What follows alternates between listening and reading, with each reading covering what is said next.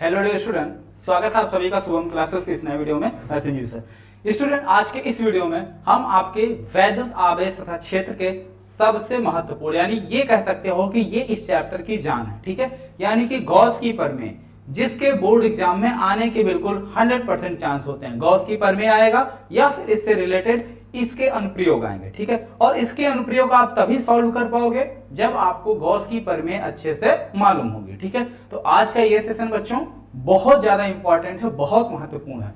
तो सभी लोगों से यही रिक्वेस्ट है कि शुरू से लेकर लास्ट तक फोकस के साथ देखिएगा, जिससे एक एक चीज अच्छे से क्लियर हो जाए और कोई भी डाउट ना रहे।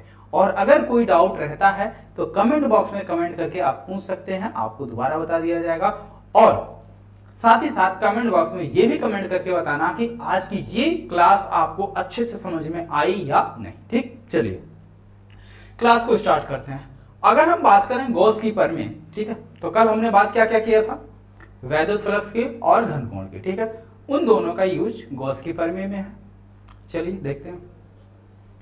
गॉस की प्रमेय का स्टेटमेंट यह है कि किसी भी बंद पृष्ठ से संबंधित, जैसे मान लीजिए ये हमारा क्या है, कोई भी बंद पृष्ठ है, ठीक है। ये हमारा क्या है, कोई बंद पृष्ठ है।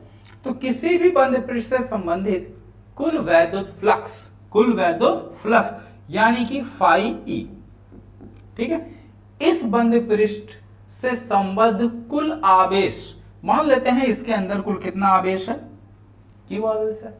तो कुल आवेश का 1/ε0 गुना होता है, 1/ε0 गुना होता है किसका, कुल आवेश का।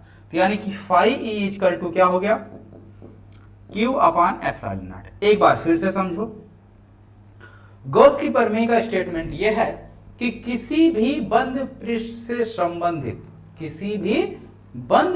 से संबंधित कुल वैद्युत फ्लक्स उस पृष्ठ से संबंधित कुल आवेश का 1/, यानी कि कुल आवेश का, ठीक है, कुल आवेश की हो गया गुणे 1/ε0, ठीक है, गुणे 1/ε0, या इसको लिख सकते हो Q/ε0, ठीक है। यही होता है गॉस की प्रमेय का स्टेटमेंट, ठीक है। बात समझ में आ गई, क्लियर। चलिए स्टेटमेंट को लिखते हैं।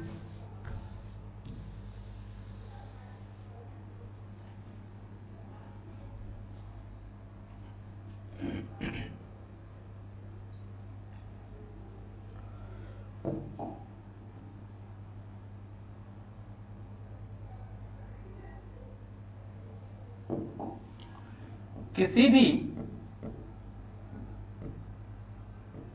बंद पृष्ठ से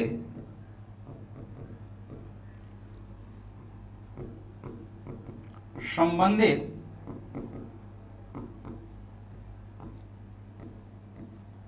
कुल वैद्युत फ्लक्स का मान उस पृष्ठ से संबंधित या संबद्ध कुल आवेश का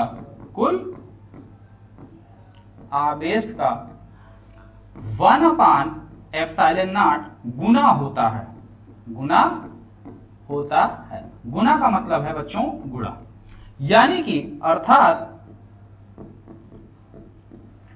फाई ई इक्वल टू कुल आवेश Q गुना का मतलब गुणा क्या, 1/ε0। तो ये क्या हो गया, Q/ε0, यही हो गया हमारा क्या, वैद्युत फ्लक्स, ठीक। वैद्युत फ्लक्स, इसका मात्रक क्या होगा, इसका मात्रक हो जाएगा न्यूटन मीटर स्क्वायर बटे कूलाम, ये इसका मात्रक होता है, ठीक है। और अगर इसके हम बीमा की बात करें तो बीमा आप फाइंड कर सकते हो। न्यूटन यानी कि बल की बीमा क्या हो जाएगी, mL/2, और साथ ही साथ मीटर है तो मीटर की बीमा क्या हो जाएगी, L², और नीचे क्या है हमारा C यानी कि आवेश यानी कि AT। अब इसी को कर लो अरेंज, m L की पावर 3 t की पावर -3 a की पावर -1, यही हमारी किसकी बीमा हो गई,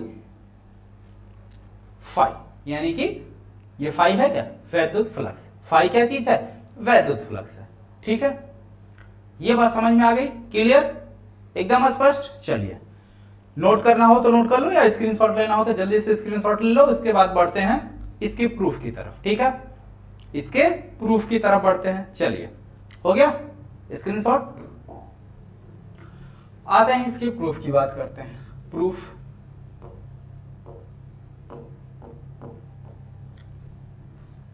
जैसे मान लीजिए ये हमारा क्या है, कोई भी बंद पृष्ठ है, ठीक है, किसी भी साइज का ले लो, कोई दिक्कत नहीं है, और ये इसका क्या है, केंद्र है, ये इसका क्या है, केंद्र।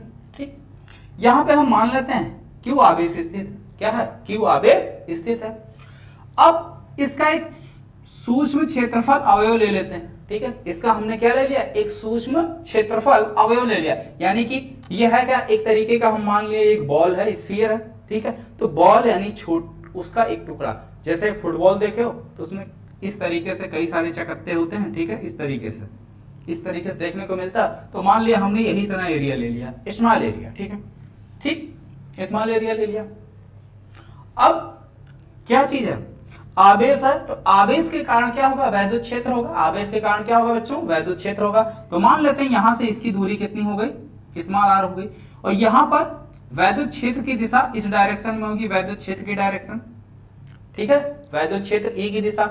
और ये जो सूक्ष्म अवयव हमने लिया है, ये सूक्ष्म अवयव, ये सूक्ष्म अवयव हमारा है डीएस। ठीक है, तो डीएस सूक्ष्म अवयव है, इसका अगर हम क्षेत्रफल वेक्टर लें, क्षेत्रफल वेक्टर का मतलब क्या है, कोई भी एरिया अगर आप ले रहे हैं तो उस एरिया के लंबवत, ये एरिया है इस पे लंब। ठीक है, 90 अंश। जैसे कहने का मतलब ये है, जैसे मान लीजिए हमने ये एरिया ले लिया, एक मिनट रुक जाओ बच्चों,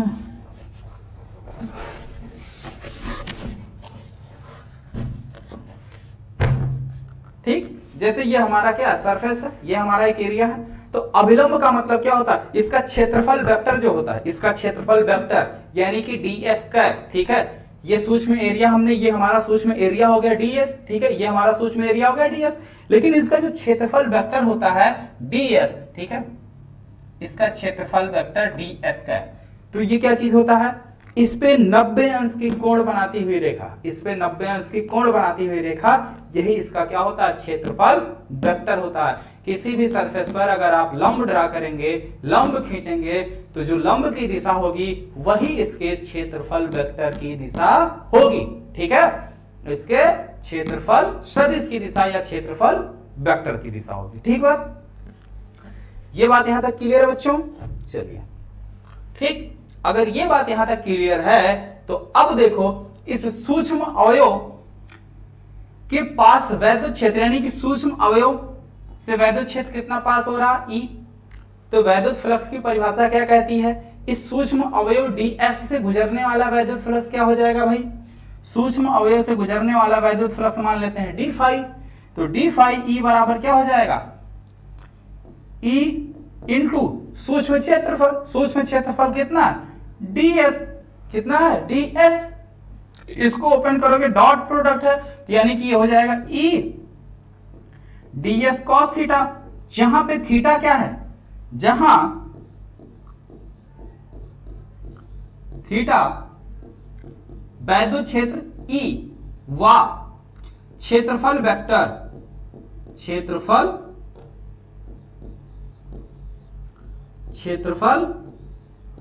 वेक्टर यानी कि ds कैप के बीच का कोण है, के बीच बना कोण है, के बीच बना कोण है। और इसके बीच कोण कितना है भाई, दोनों एक ही डायरेक्शन में है, तो इनके बीच कोण कितना है, 0 का। 0 का मान कितना होता है, 1।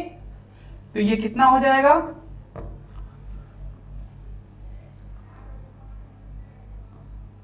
डी फाई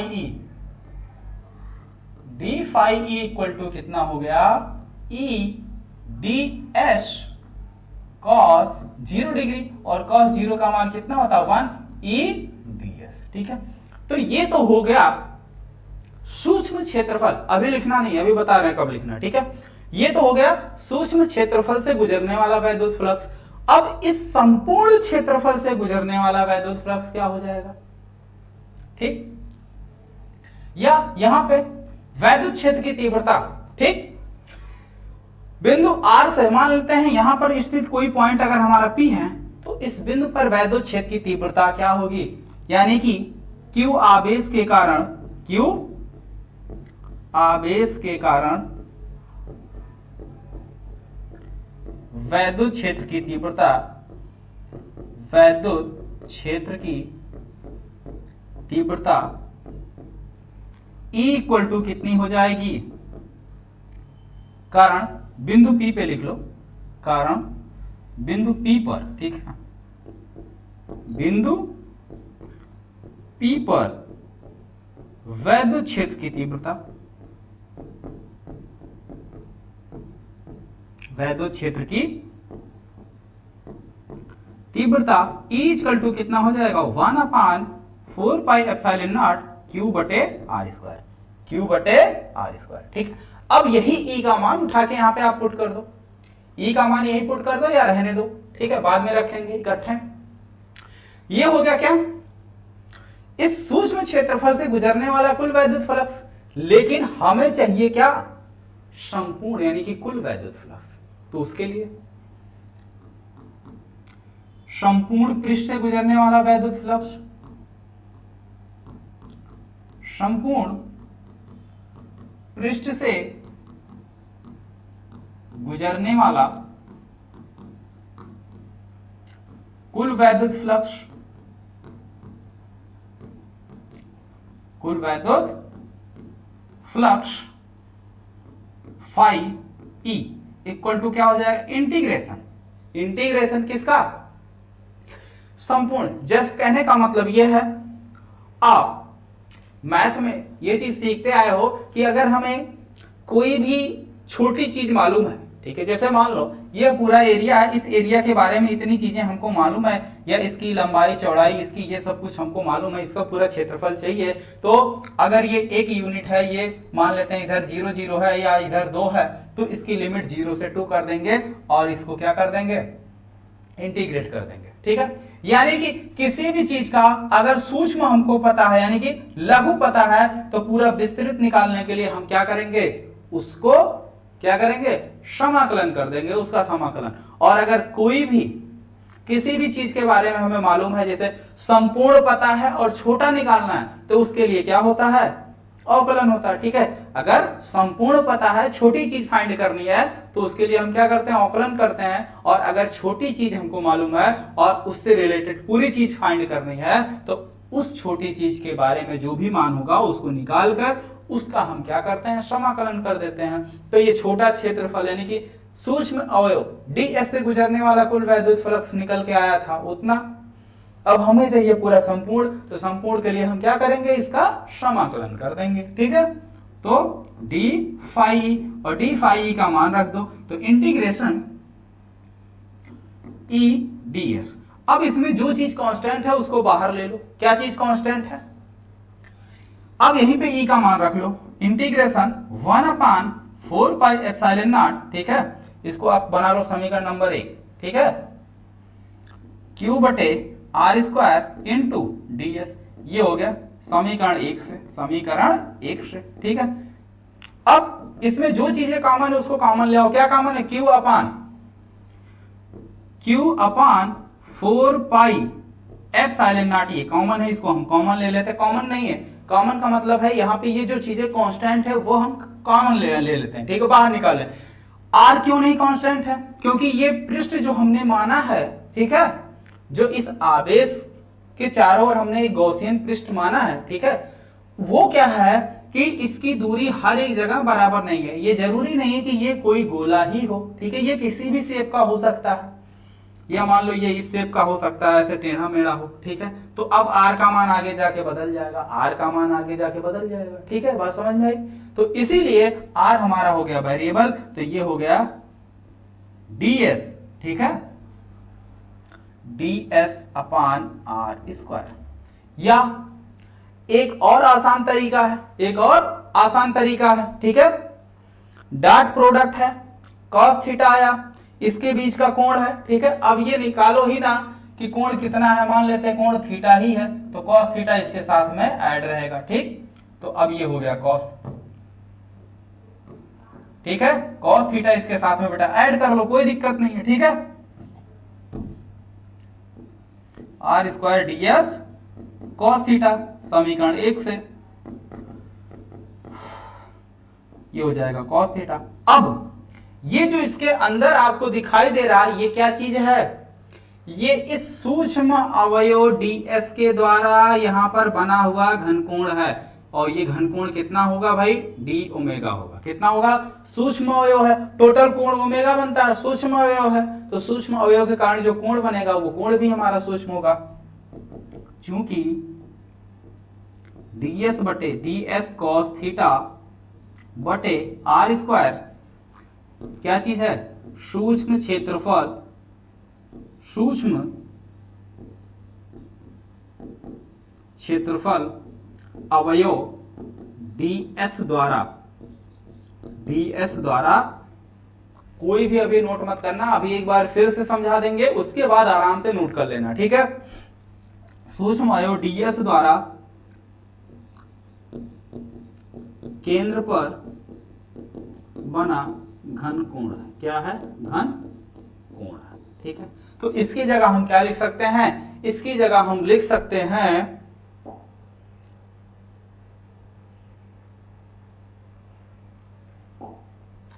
तो ये क्या हो जाएगा, फाई ई इक्वल टू हो गया हमारे पास q upon 4 pi epsilon naught, q upon 4 pi epsilon naught, ठीक, इनटू इंटीग्रेशन डी ओमेगा, ठीक है।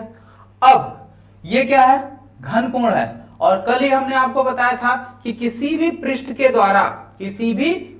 द्वारा उसके केंद्र पर टोटल कितना घन कोण बनता है, 4 पाई बनता है, यानी कि इंटीग्रेशन डी ओमेगा बराबर कितना हो जाएगा, 4 पाई, कितना हो जाएगा, 4 पाई, ठीक है। तो ये लिख लो Q upon 4 pi epsilon not into 4 pi, into 4 पाई, ठीक है। बात समझ में आ गई, चलिए अगर यहां तक बात समझ में आ गई तो अब आगे देखो, फाई ई बराबर कितना आया, कितना निकल के आया है, Q upon 4 pi epsilon not into 4 पाई, 4 पाई से 4 पाई कैंसिल, तो फाइनली कितना आ गया, फाइनली आ गया हमारा phi E equal to Q upon epsilon naught, Q upon epsilon naught, ठीक है, प्रूफ, जो कि हो चुका प्रूफ, ठीक। अब फिर से एक बार समझो क्या कहानी है, कहानी यह है कि मान लेते हैं कहीं पर अगर हमारा क्या है, कोई भी आवेश है, तो उस आवेश के कारण अगर उस आवेश से संबंधित कोई अगर हमारा गॉसियन पृष्ठ है या कोई भी पृष्ठ है, उस पृष्ठ से संबंधित कुल वैद्युत फ्लक्स क्या होता है, Q अपान एप्सिलॉन नॉट के बराबर होता है। यही चीज हमें करना है प्रूफ। तो हम मान लेते हैं, हमने माना कि ये हमारा क्या है, बिंदु आवेश Q है जो कि बिंदु O पर स्थित है। माना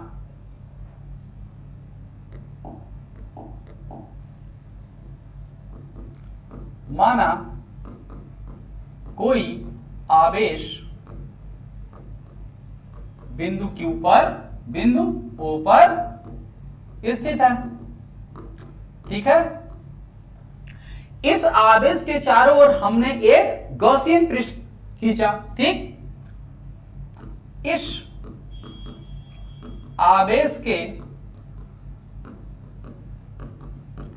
चारों तरफ एक गॉसियन पृष्ठ खींचा, क्या खींचा, गॉसियन पृष्ठ खींचा, ये लैंग्वेज की बात है, ठीक है। ये जो हमने पृष्ठ खींचा लैंग्वेज, ठीक। अब इस पृष्ठ के सूक्ष्म क्षेत्रफल ds, ठीक है, माना बिंदु O से r दूरी पर स्थित कोई सूक्ष्म क्षेत्रफल अवयव ds है, ठीक है। माना O से r दूरी पर स्थित सूक्ष्म क्षेत्रफल अवयव ds, सूक्ष्म क्षेत्रफल अवयव ds, ठीक है, सूक्ष्म क्षेत्रफल अवयव ds। अब इस सूक्ष्म क्षेत्रफल अवयव क्या हो गया, ds हो गया, ठीक। अब आवेश q के कारण, इस आवेश q के कारण इस बिंदु P पर जो कि r दूरी पर स्थित था, इस बिंदु पर वैद्युत क्षेत्र की तीव्रता कितनी हो जाएगी, ये चीज। आगे सूक्ष्म क्षेत्रफल ds से गुजरने वाला वैद्युत फ्लक्स कितना हो जाएगा, यहां पे एक लाइन लिखना पड़ेगा, सूक्ष्म क्षेत्रफल ds से गुजरने वाला वैद्युत फ्लक्स कितना हो जाएगा, d फाई ई बराबर। अब इसके बाद सारा इक्वेशन सेम टू सेम आपको नोट कर लेना है, ठीक है। और थोड़ी चीज और समझा देते हैं। माना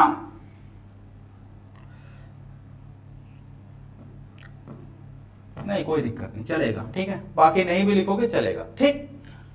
किसकी बात हम कर रहे थे, क्षेत्रफल वेक्टर ds की, ठीक है, वो क्या है, ये चीज है, अभी समझे।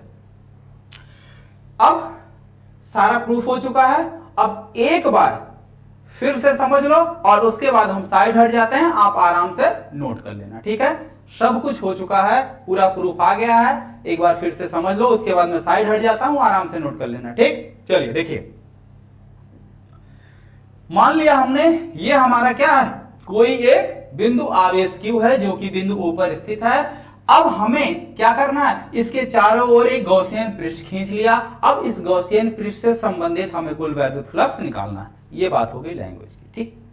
हमने इस गॉसियन पृष्ठ के सूक्ष्म अवयव, एक हमने सूक्ष्म क्षेत्रफल ले लिया, कहां, इस गॉसियन पृष्ठ के, तो सूक्ष्म क्षेत्रफल ds से गुजरने वाला वैद्युत फ्लक्स कितना हो जाएगा, d phi E into ds। ये कहां से आया, वैद्युत फ्लक्स की परिभाषा से, कल ही हमने बताया था वैद्युत फ्लक्स की परिभाषा, फाई ई बराबर क्या होता है, ई डॉट ds, ठीक है, ये वहां से आ गया। अब जहां थीटा क्या चीज है, क्षेत्रफल वेक्टर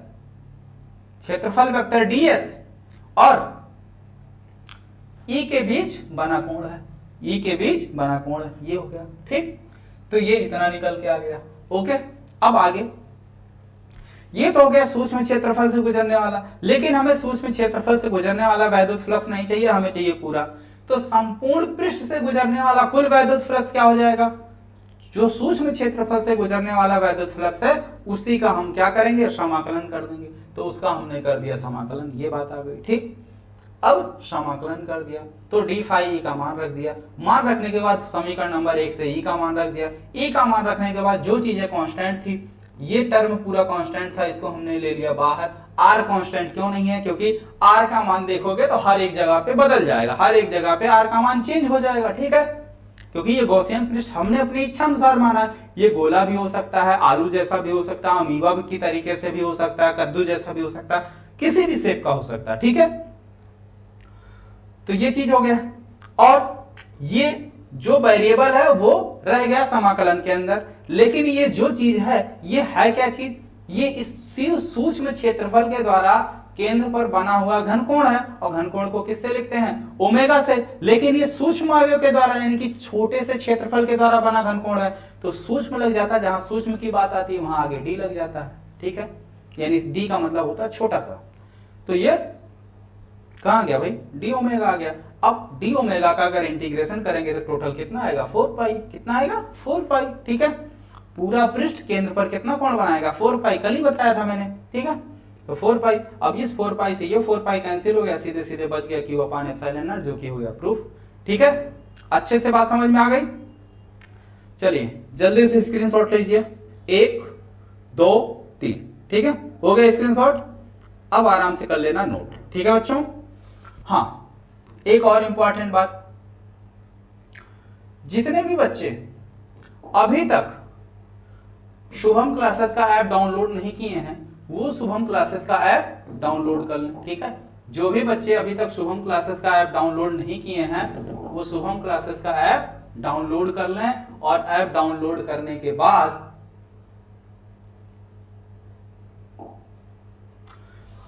यहाँ पे इस शुभम क्लासेस के ऐप में आपको पूरे बुक जो है हर एक सब्जेक्ट के बिल्कुल फ्री में मिल जाएंगे। और दूसरी बात यह है कि अगर ऐप में टॉप 100 बैच आपको दिखाई दे रहा है, आप इस टॉप 100 बैच को ज्वाइन कर लीजिए। ठीक है, आप जो भी बच्चे हैं इस टॉप 100 बैच को ज्वाइन कर लीजिए, जिसकी फीस अभी केवल और केवल 999 रुपए है। बाद में ये प्राइस भाई इंक्रीज हो जाएगी, फिर जो है कोई डिस्काउंट नहीं मिल पाएगा। अभी डिस्काउंट चल रहा है तो इसका जो है आप लोग फायदा ले लीजिए। दूसरी बात यह है कि अगर आप अभी कोर्स लेते हैं तो इसके साथ में आपको 599 का क्रैश कोर्स जो है वो बिल्कुल फ्री में मिलेगा, जो कि क्रैश कोर्स अक्टूबर से स्टार्ट होता है। ठीक है, फिर अक्टूबर में आपको कोई अलग से पेमेंट नहीं करना होगा। दूसरी बात, सबसे खास बात क्या है, इस ऐप में आपको क्या क्या मिलेगी, live class, hand written notes, साथ साथ स्मार्ट क्लास नोट्स यानी जो अभी हमने लिखा वो नोट्स भी आपको मिल जाएगी पीडीएफ फॉर्म में, प्रैक्टिस सेट, चैप्टर वाइज पूरा प्रैक्टिस सेट मिलेगा, chapter wise important question answer, last 3 year के पेपर और साथ साथ इसके सोल्यूशन और 3 सैंपल पेपर भी आपको मिलेंगे। ठीक है, तो ये इतनी चीजें हैं जो आपको ऐप के अंदर मिलती है। और दूसरी बात यह है कि अगर आपको कुछ और छूट चाहिए, कुछ और डिस्काउंट चाहिए, तो उसके लिए आप कूपन कोड यूज कर सकते हैं संजीव सर। ठीक है, ये कूपन कोड यूज करेंगे तो 100 रुपए का और डिस्काउंट आपको मिल जाएगा। ठीक है, यानी कि 999 की जगह सीधे 899 हो जाएगा। ठीक है, ये कंटिन्यू भी यूज कर सकते हैं या स्पेस भी दे सकते हैं। ठीक है, ऐसे भी लिख सकते हैं, ऐसे लिखो, दोनों भी कंडीशन में जैसी इच्छा वैसे लिखो, डिस्काउंट हर हाल में मिल जाएगा। ठीक है, चलिए, तो ये बात हो गई, अच्छे से समझ में आ गया आप सभी को? बोलो, ये चीज अच्छे समझ में आ गया? गॉस की प्रमेय का प्रूफ हो गया सबका? अब हम बात करेंगे इसके अनुप्रयोग की। एक बार सभी लोग इस क्वेश्चन को यानी कि गॉस की प्रमेय को एक बार फिर से दोबारा देख लीजिएगा और फिर हम कल जो है सॉल्व कराएंगे इसके अनुप्रयोग। ठीक है, गॉस की प्रमेय अगर क्लियर रहेगी तो अनुप्रयोग सारे अच्छे से समझ में आ जाएंगे। ठीक है, तो इसीलिए आगे ज्यादा नहीं पढ़ा रहे हैं, यहीं पे छोड़ दे रहे हैं। इसको आप लोग एक बार फिर से प्रैक्टिस कर लीजिएगा और अगर कोई डाउट, कोई समस्या होगा तो आप कमेंट बॉक्स में कमेंट करके पूछ लेना। ओके बच्चों, ठीक है, थैंक यू, मिलते हैं फिर कल। आज के लिए सिर्फ इतना ही। ओके।